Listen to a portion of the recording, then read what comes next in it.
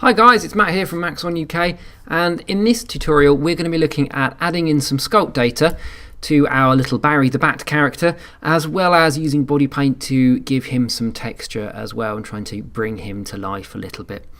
Okay, so I'm already in the sculpt mode, so I'm just going to go to my main one, so I shall call this Barry so I know who I'm dealing with, and then I shall go to my cube and I shall subdivide.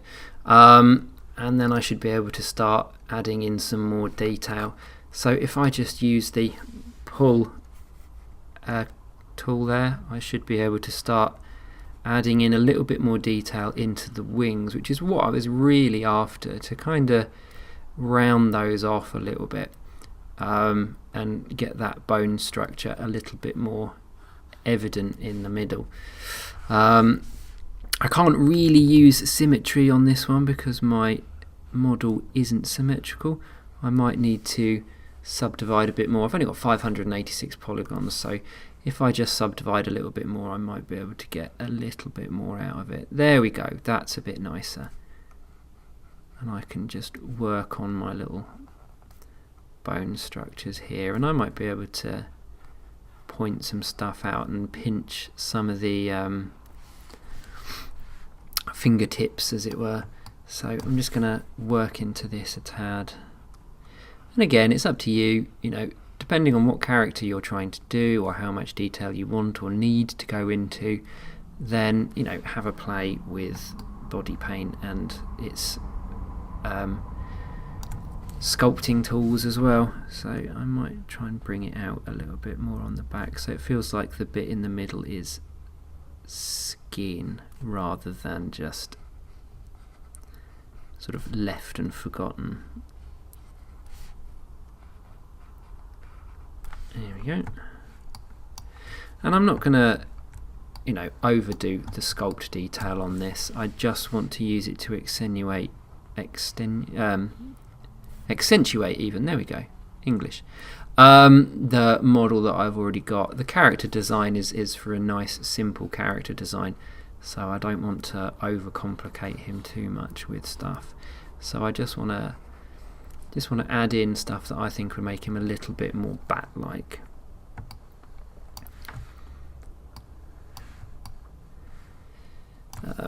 Like I know he's got a little bit of an eyebrow here, so I might bring that out a little bit.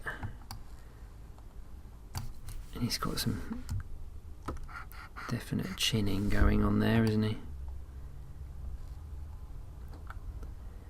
And it's simple enough to use like some of the pinch tools as well, to just, if you want a more definite line around certain areas, and you can pinch that together and that will work for you.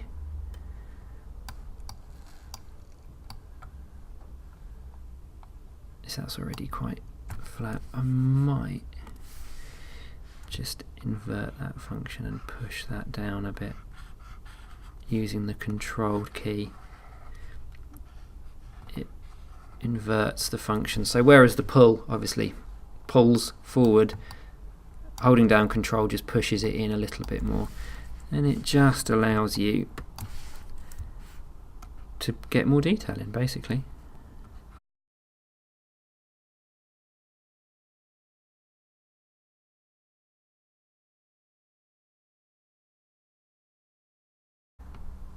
So you can see that the sculpting tools can give you a little bit more control of being able to smooth out geometry and maybe manipulate things in a more organic way than than you can do with polygonal modeling.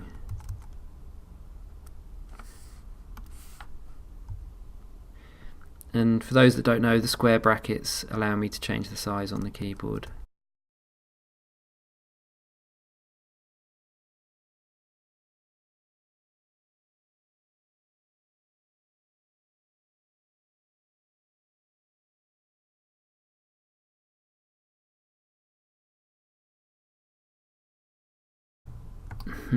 You can see that I'm having to add in a whole load of more detail there than perhaps I should have had to have done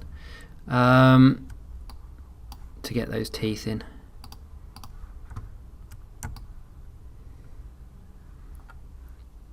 maybe we're happy with the cartoony type teeth. They don't have to be particularly sharp. He doesn't look like he's going to have any decent sharp teeth anyway, but I have got 37,000 polygons.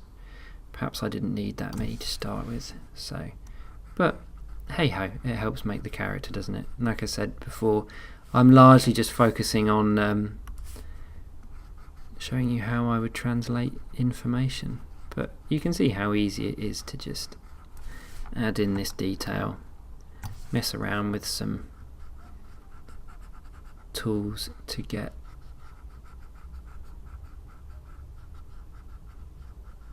some better shape. Ooh.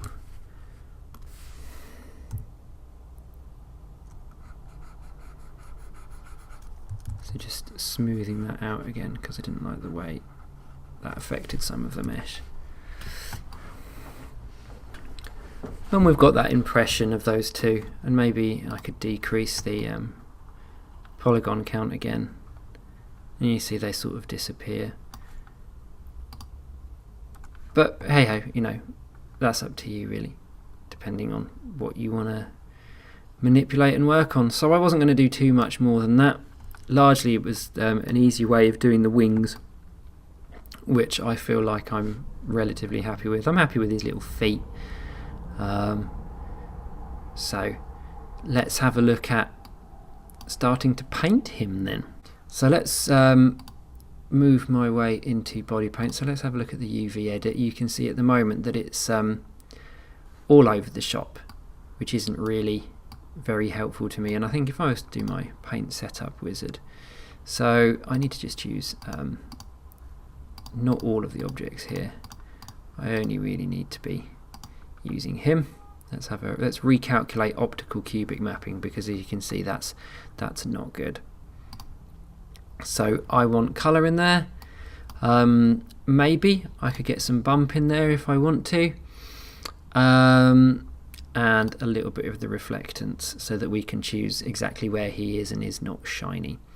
So let's get that, and you can see that maps that out quite quickly, and I can now use body paint to start painting in some layers. So I'm just going to save that again. Yes, I would like to save that. Although, having looked at that, I think I need to spend a little bit of time just tidying up this UV map here. So I'm just going to turn that off. I'm just going to select like some of what I can see and make sure that we're mapping what we need and how we need it. Oh, I've got stuff I don't need here.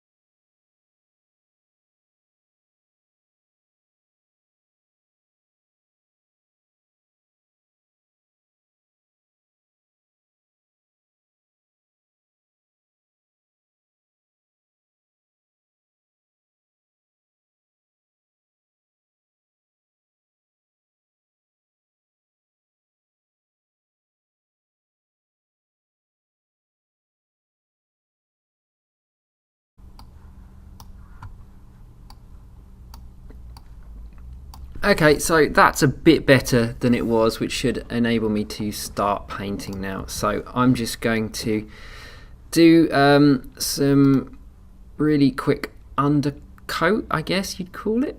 Yeah, so let's change the layout.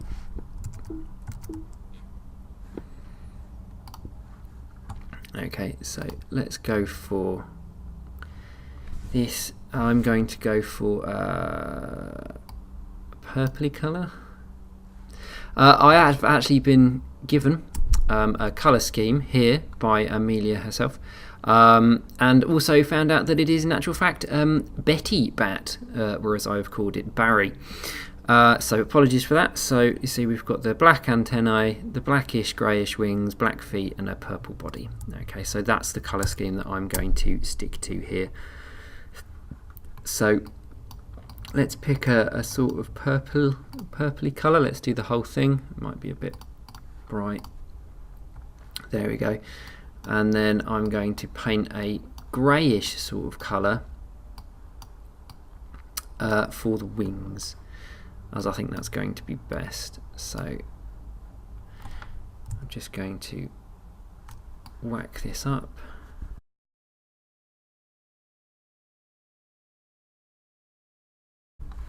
Okay, so we've got a little bit of overlap here, but it's not too bad. So let's just fix that bit there. Now I could use projection painting to just sort that out a bit, but for the moment I'm happy with what I'm doing. Might add it in just to make sure that it makes these bits easier, so just have to wait for it to process. Oh yeah, helps if I get the right colour, doesn't it? And there we go. Just gonna soften that colour around there so that we get a little bit of blending. And that's really easy to do with the projection paint, because it means that it just sorts out all of the nitty gritty bits for me. There we go.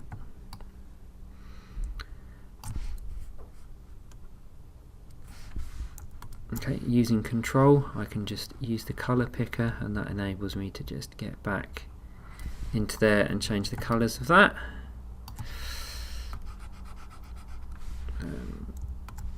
And I can just soften that out really easily using this projection paint, and it just maps its way across all of the UVs. Now you could have sort of done it with not having UV mapped, or updated the UV map. I wouldn't exactly say that what I've done is a beautiful UV map in any way, shape or form, but nonetheless it's given me a much easier to control method of putting texture back onto my little Betty the Bat. So I'm just gonna do the feet, and because I know where my actually going to turn off projection painting, because I know where in this my feet textures are, I'm just going to cheat and I'm going to paint directly onto this map so that I can get the feet in there, because it's easier than trying to get that nasty angle. So if I just zoom in a tad, careful not to go too far over, because I don't want it to affect any of the other UV maps that I have already painted. So there we go, we've got some nice black feet. You can see I can just sort some of this out if I can see there are any elements where I don't want there to be any purple. So maybe here, oh, wrong way around, so let's get that all nice and grey.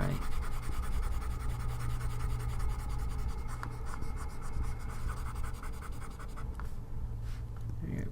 And we'll just get the purple in back. Okay, cool. Maybe just the tiniest little bit of white for the teeth. So I will definitely use projection painting for that.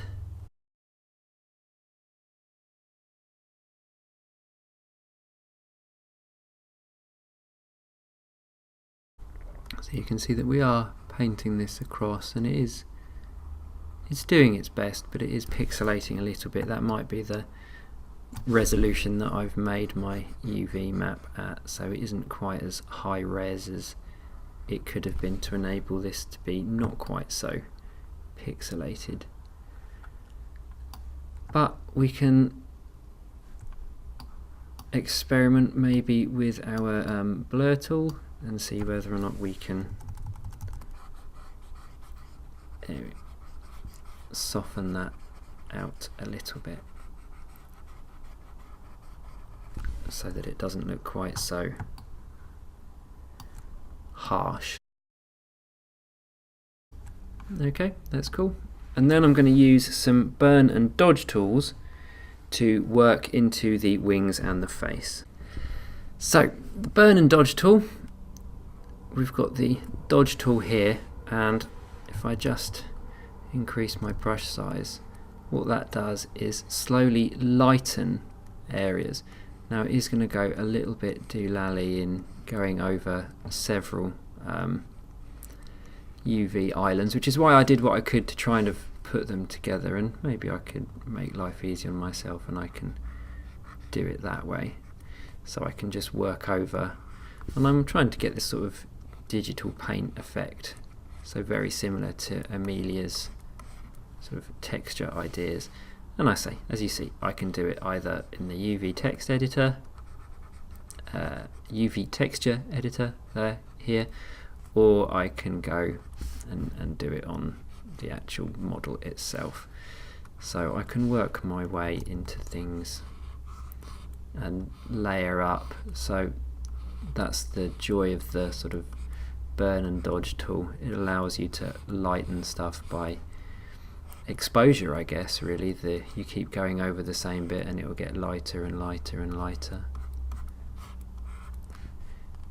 Can't use projection paint with this one though, which is a bit of a shame. So you have to work your way through, and you need to make sure that you've got a good UV map, or at least know where your UVs are, to be able to work into it.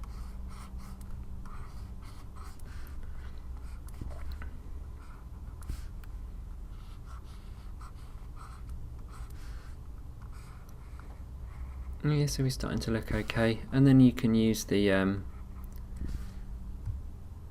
burn tool to go the opposite way, which is to make stuff a little bit darker, so you can get more texture in. So one lightens, one darkens.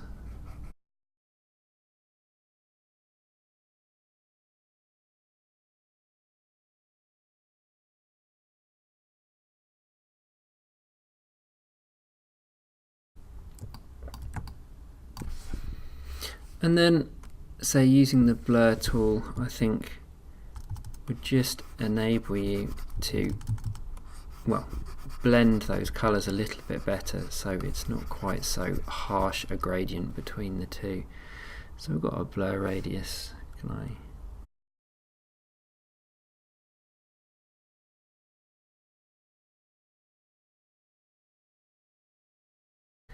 Okay, there she is, Betty, looking a little bit more interesting, a little bit more bat-like. Let's see what we've got. So we've got our two eyes there, and what I'll do, I think I will create two separate textures for those, or rather I will create a new material for those. So I'm going to go back to my standard mode. I'll create a new material, which I shall input into both of those, and then under the colour I'm going to add a gradient. So obviously not quite what we wanted yet, so let's get a circular gradient, and that maps it quite well. I don't really want it to be across all four sides, so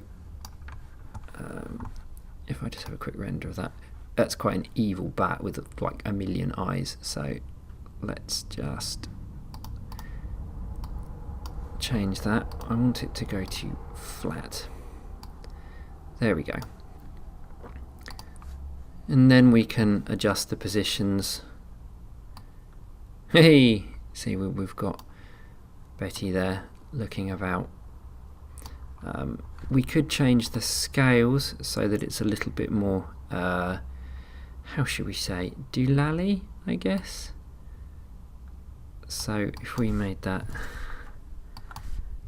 80 and 80, what about that one?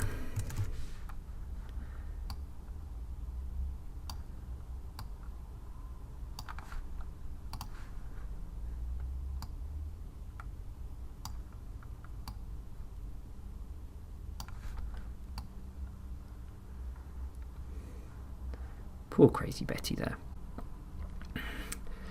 So the worst thing happened. My machine crashed and I had to redo everything to do with the UV map and the texture, unfortunately. This is what you get for not saving during a tutorial, but hopefully you sort of can see what I've done. I added a little bit of reflection to the eye texture just to give it a little bit of something.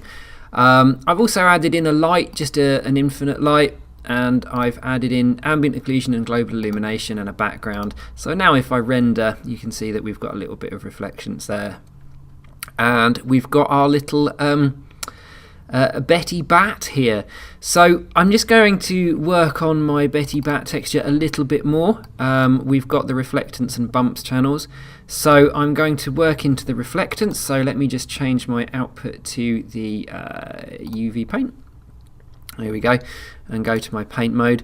Make sure that I am on the reflectance channel, which if we look at the texture is currently grey, really boring.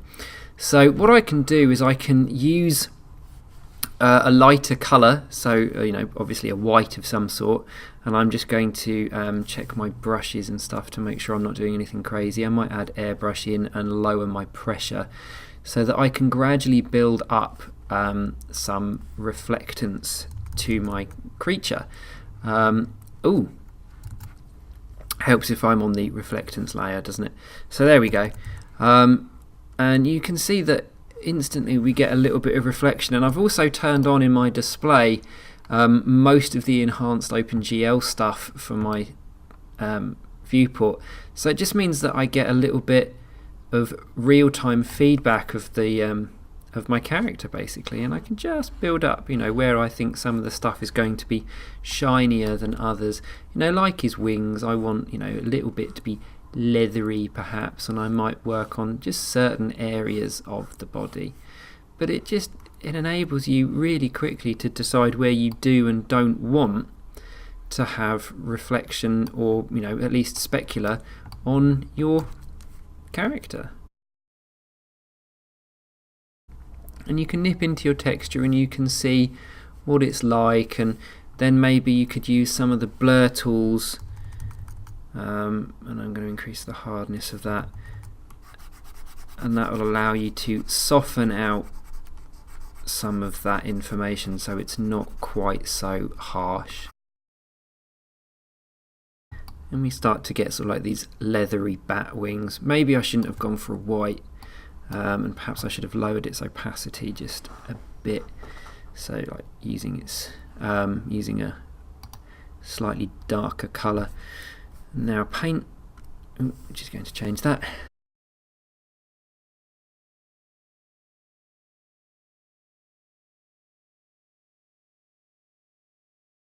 So just using the blur tool again, just to blur out that reflectance,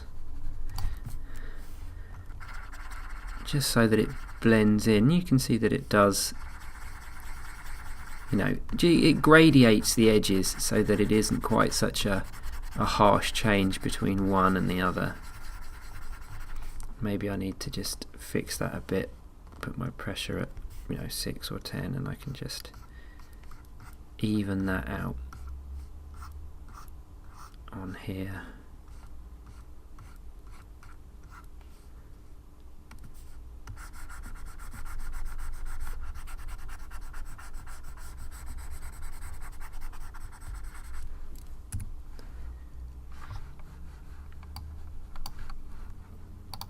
Got a bit of a shiny chin as well. And I think I'm going to add it into our little feet as well.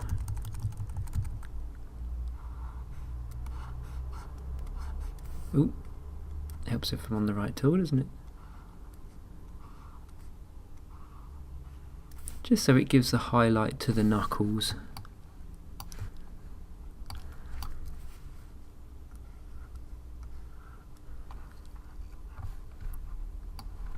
And of course we want some nice shiny teeth. Of course we can add in another channel if we wanted. We could actually add in a Beckman or reflectance, and you could work in a very similar vein, but I'm just going to add in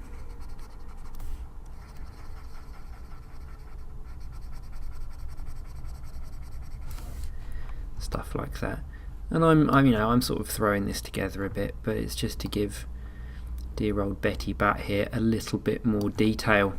Okay, so I think that's it. I think I'm going to be done with the reflectance channel in this little section. Don't forget to save. So yes, I do want to save. Okay, so let's add in a little bit of bump then. So just make sure your bump channel is selected, and let's have a look and see what brushes we've got that we could add into a bump channel. I want something relatively rough because I'm just gonna give the body just a little bit of interesting texture. So maybe something like that. I want to make sure I'm not going to select anything or paint anything. What I really want to be doing is working just purely on the bump. I don't want to be painting colour. So now you see it, if I just drag this around, I can add in this little bump texture onto my character. And it just gives me some interesting detail. And you can see you can work across here, you could add in like that. That's gone a bit funny, isn't it? I might just undo that.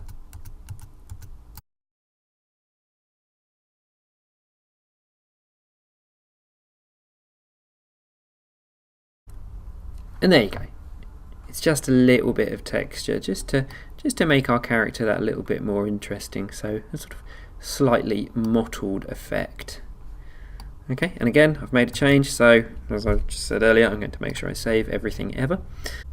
And we might be able to find something to work on the sort of like the inner wings. So let's have a look if we've got anything that sort of resembles scratches or something, or rather something that we could use as, yeah, something like that. And again, I only want to be working on the bump, so I might turn on texture painting for this. It will just allow me to keep my perspective. Oh, and let's just have a look at the texture. Yeah, it is starting to give in just these little strokes, which is all I'm really after. So if we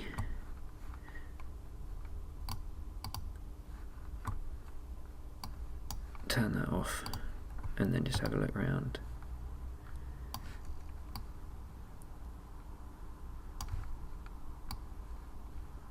We're getting something, but it's a little bit small, so maybe I need... There we go.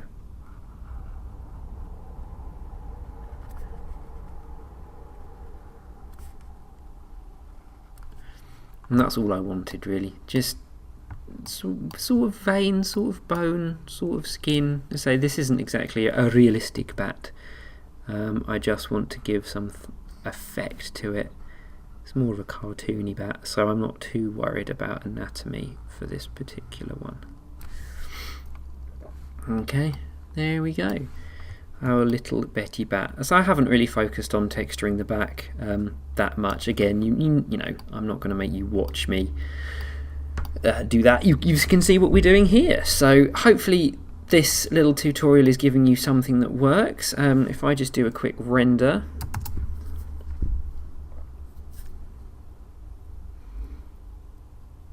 And you go, we've got our lovely little Betty the Bat happily working there. Thanks for watching, and don't forget to subscribe or check out blog.maxon.co.uk.